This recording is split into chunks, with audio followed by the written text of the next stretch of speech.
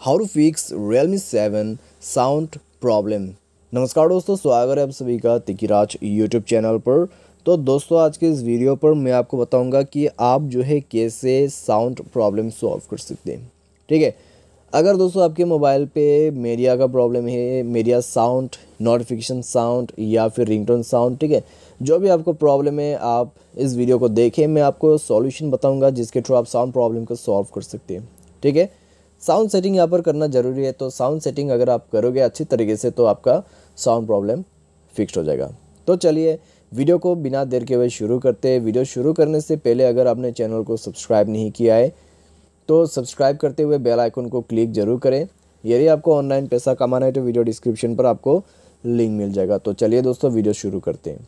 तो सबसे पहले हमें यहाँ पे करना क्या है, अगर साउंड प्रॉब्लम है तो एक बार मोबाइल को रिस्टार्ट करें एंड देन आपका यहाँ पर जो है रिंग वॉल्यूम, इसको आप रिंग पर सेट करें, साइलेंट या फिर वाइब्रेट पर सेट ना करें।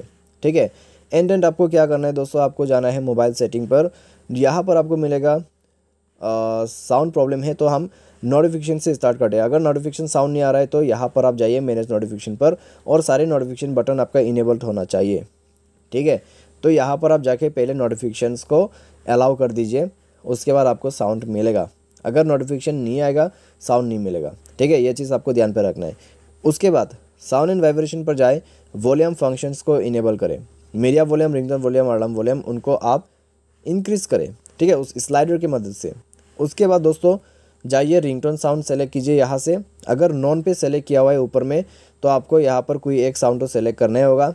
डिफ़ॉल्ट नोटिफिकेशन साउंड पे भी आपको सेम सेटिंग करना है एंड देन यहाँ पर आपको नोटिफिकेशन साउंड या फिर साउंड सेटिंग्स मिल जाएगा।